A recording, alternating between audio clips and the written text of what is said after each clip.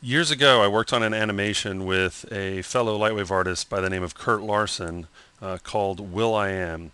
And it was a fun little Dr. Seuss style animation, and we did some pretty neat stuff in it. And I thought I'd share how we pulled off one of the elements that people ask all the time how we did it. They usually think that we used dynamics, but we actually used a really simple tool to use called effector. Let's take a look at the clip, and then we'll come back and see how to set that up.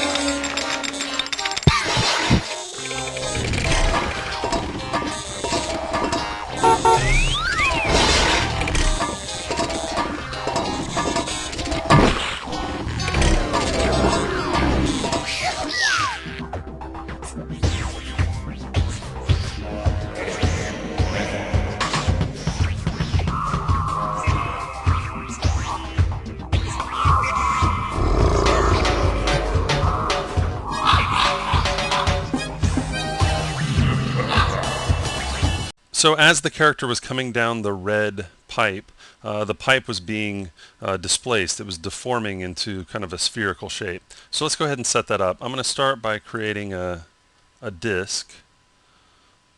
Okay, and make sure you have lots of segments. If you use the left arrow key, you can reduce segments. If you use the right arrow key, you can add segments.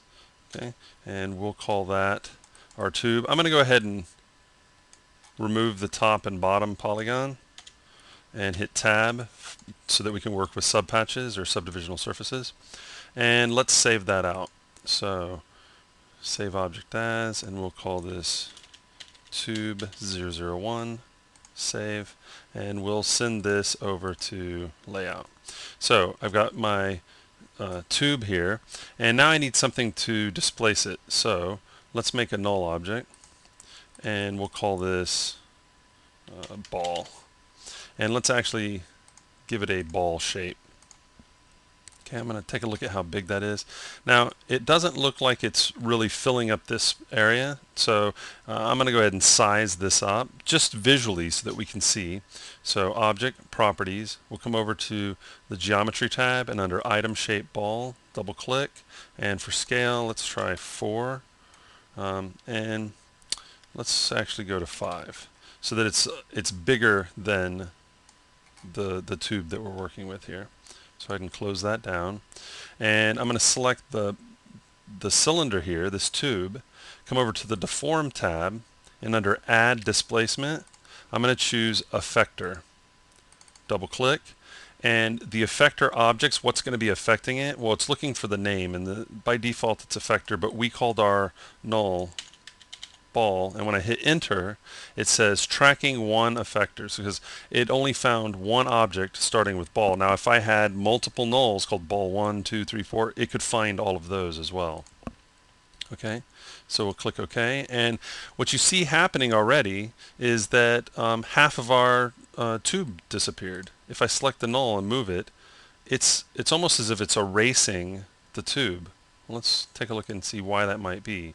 If I come back to my settings, the effector shape is a plane down the Y. I can make it down the Z, and it's flattening it down the Z, down the X, and I'm flattening down the X. But what I really want is the effector shape to be a point.